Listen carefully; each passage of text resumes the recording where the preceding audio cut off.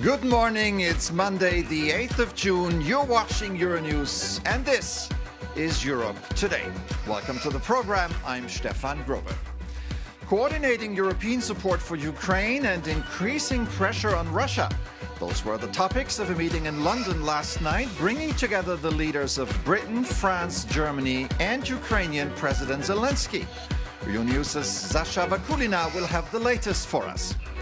Armenians voted in a parliamentary election seen as a test of the government's efforts to forge a peace deal after a crushing military defeat by Azerbaijan 3 years ago. The election was closely watched by Russia, which had tried to intimidate Armenia ahead of the vote. We'll go to our correspondent in Yerevan. Peace in the Middle East remains elusive. Iran's supreme leader Mojtaba Khamenei authorized a full-scale resumption of war and a painful and decisive response to Israel's strikes against Beirut. We'll speak to a top United Nations official on the situation in Lebanon. And it's kickoff day -3. Millions of football fans around the world are awaiting the FIFA World Cup Tournament 2026 in North America, the biggest ever.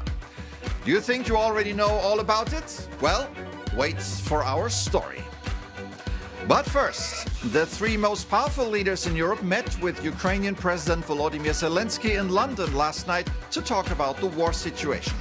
The meeting with Keir Starmer, Emmanuel Macron and Friedrich Merz came just days after Zelensky suggested direct talks with Vladimir Putin to end the war. For the latest, I'm joined in our studio by Euronews' Ukraine correspondent Sasha Vakulina. Good morning, Sasha. Morning. So, what can you tell us about the meeting this morning? Indeed, the most important thing that it is coming, as you said, following this open letter that Volodymyr Zelensky sent to Vladimir Putin asking him to have a meeting for the first time since Russia started its full-scale invasion of Ukraine in 2022. Now, the leaders of France, Germany and the UK did not position themselves as mediator, but they did issue a statement, and we're going to take a look at it, supporting the idea of the direct talk. This says they supported the proposal for a direct dialogue between Ukraine and Russia with active US and European participation to bring about ceasefire and support further negotiations. Now, we have to say that this is yet another thing that Russia rejected, including the direct talks, the ceasefire, and the participation of the EU in any sort of negotiations. Stefan. Now, while Zelensky is in the UK, EU Enlargement Commissioner Marta Kos is on her way to Kiev. Yes, indeed, in this big political momentum for Ukraine with the opening of the first cluster for Ukraine's EU accession. Marta Kos is in Ukraine, where she's going to be meeting with the government of Ukraine and the Speaker of Ukrainian Parliament to press for reforms now when Hungarian veto is finally lifted. And this Ukraine is about to take the biggest step yet on its EU path. The closer Ukraine moves towards the EU, the more desperate Russia becomes, Marta Kos said. And with that desperation come more threats, more missiles and more attacks. Now, EU Enlargement Commissioner will also meet with the EU staff who are there in Ukraine's capital and who have been living through Russia's relentless bombardment, specifically over the past couple of weeks when Moscow has been using dozens of ballistic missiles to attack Ukraine's capital and other cities. All right, Sasha Vakulina, thank you so much for that update. From Ukraine to Armenia, a landlocked country in the South Caucasus where 2.5 million people were called upon to elect a new parliament. The election was closely watched by Brussels and Moscow.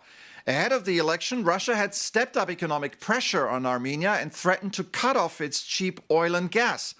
Not a comfortable situation for the outgoing pro-Western government. Let's head over to Armenia's capital, Yerevan, where our correspondent Jane Witherspoon has the latest for us. Good morning, Jane. Good to see you there. What can you tell us this morning?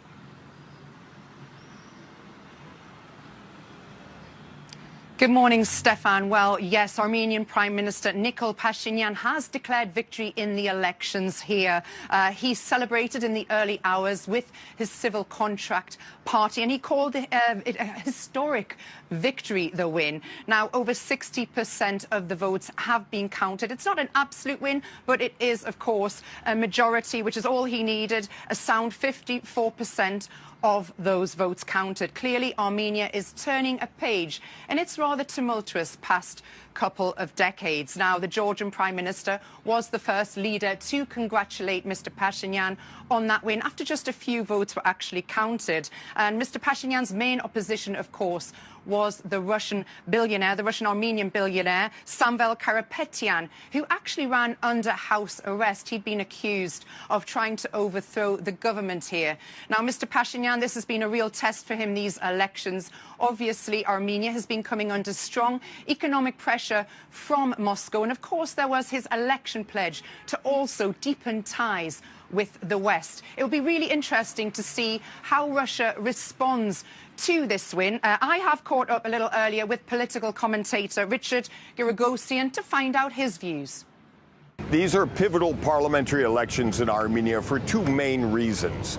First, despite the geopolitical context, the real issue here is on sustaining the momentum of the government's policies in terms of normalizing relations with neighbors and diplomatic engagement with Azerbaijan and Turkey. The second real importance of this election is it is Armenia's third back-to-back genuinely free and fair election, which is an underestimated element of the need to strengthen and consolidate democracy in this region. What is expected is a recently re-elected Prime Minister of Armenia going first to Moscow to reassure Russia that Armenia remains committed to the Eurasian Economic Union. Russia, in turn, will ease restrictions on Armenian imports and exports. Yet Russia, over the longer term, does rely on economics and trade as structural leverage over Armenia. Nevertheless, this isn't about the EU versus Russia. This is the Armenian government's delicate balancing act. Jane Witherspoon in Yerevan, thank you very much for that report. Now, in Albania, the political unrest continues. Yesterday saw national protests for the seventh day in a row as Albanians demanded the cancellation of a luxury real estate project linked to Donald Trump's son-in-law, Jared Kushner.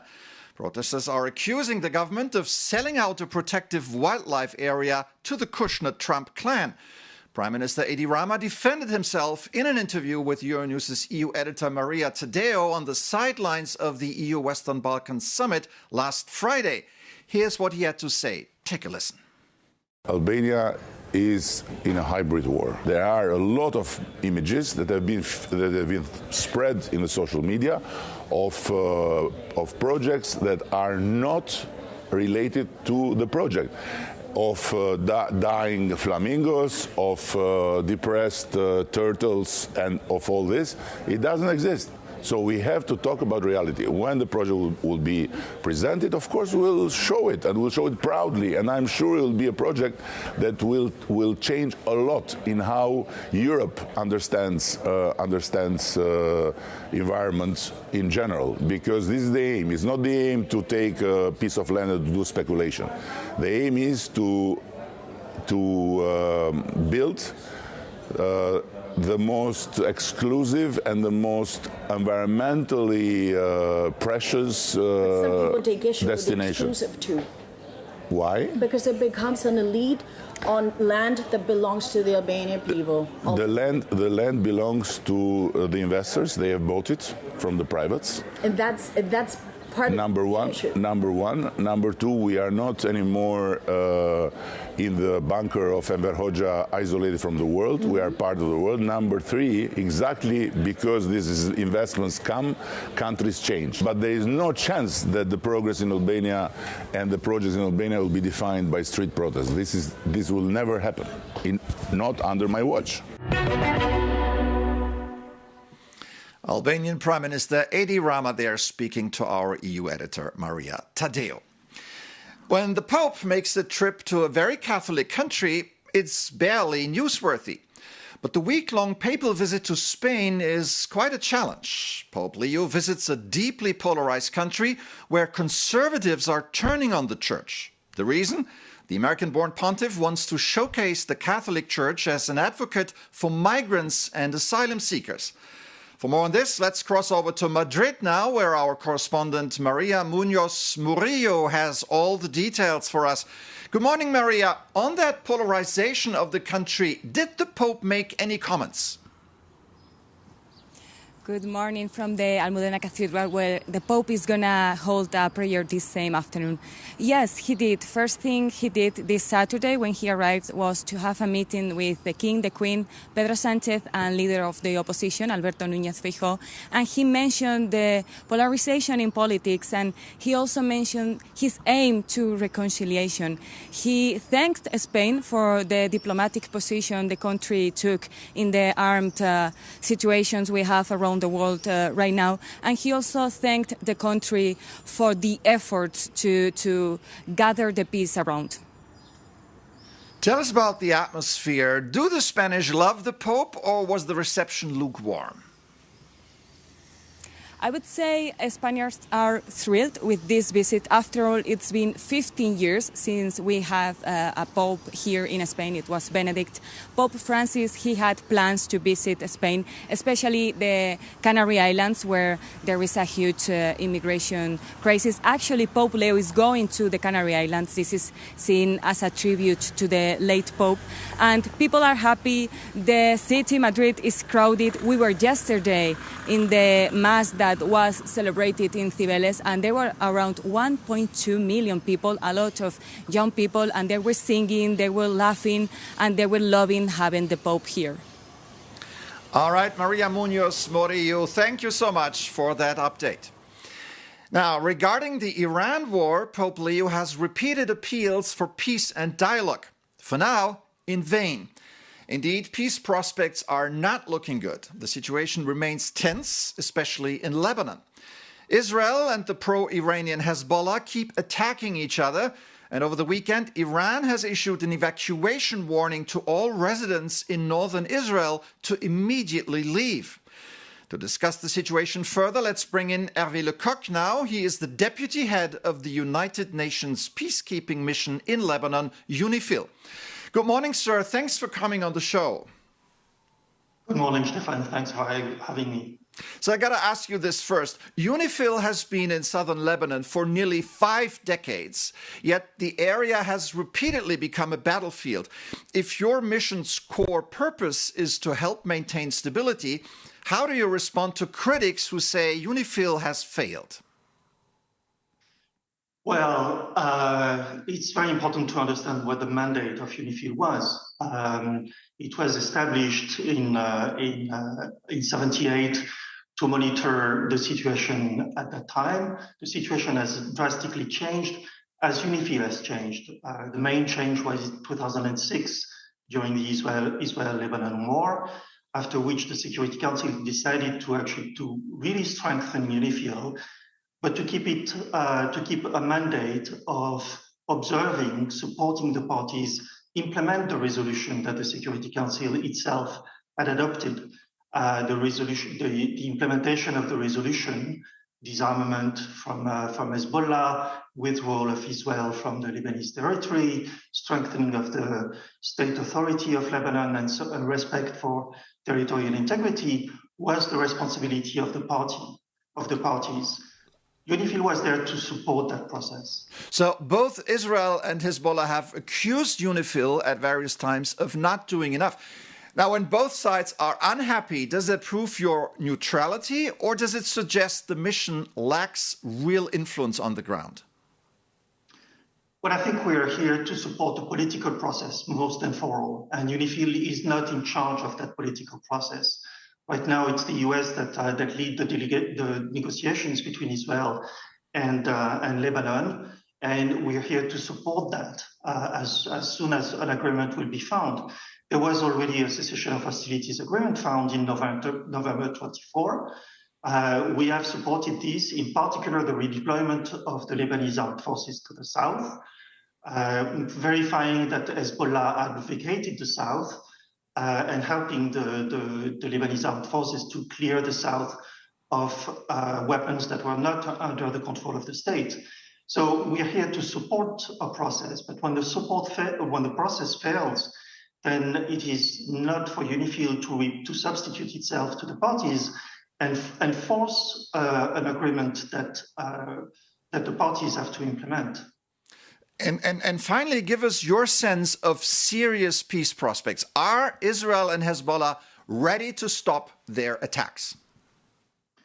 I think it's very difficult to see now a change within a few weeks.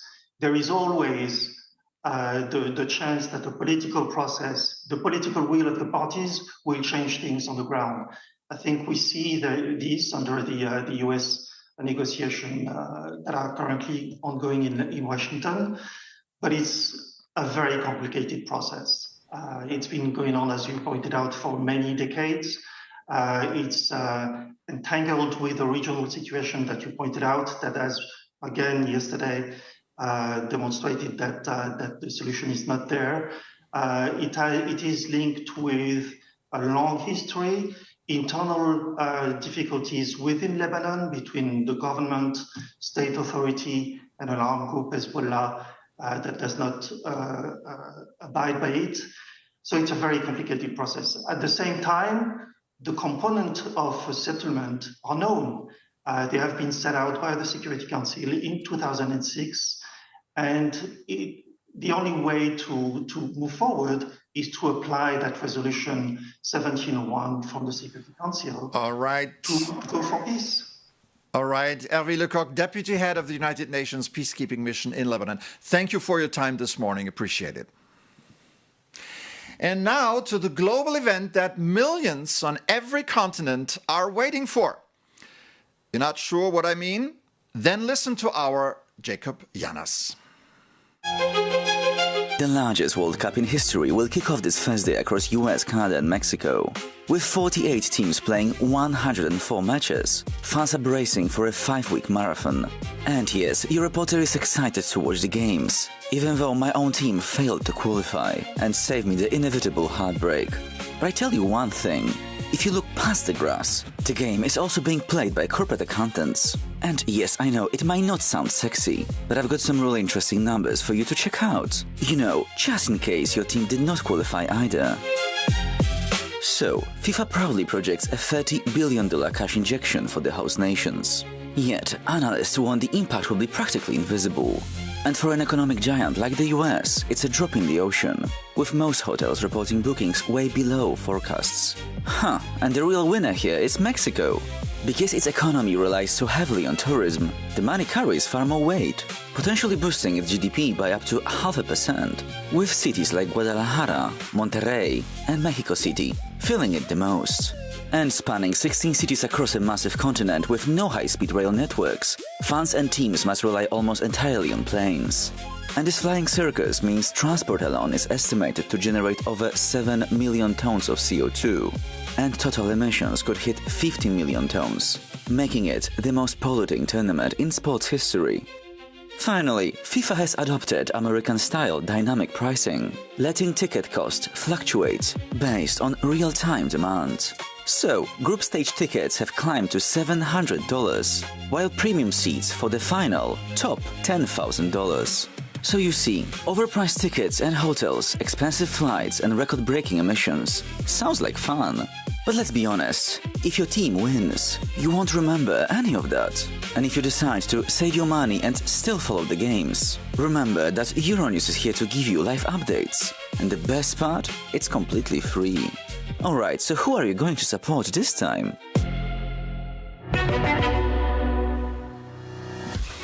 Jacob Yanas there for us. Thank you very much. And thank you for joining us this morning on Europe Today. If you want to continue the conversation, contact our team at europetoday@euronews.com. In the meantime, stay tuned for more news live here on Euronews. Take care and see you soon.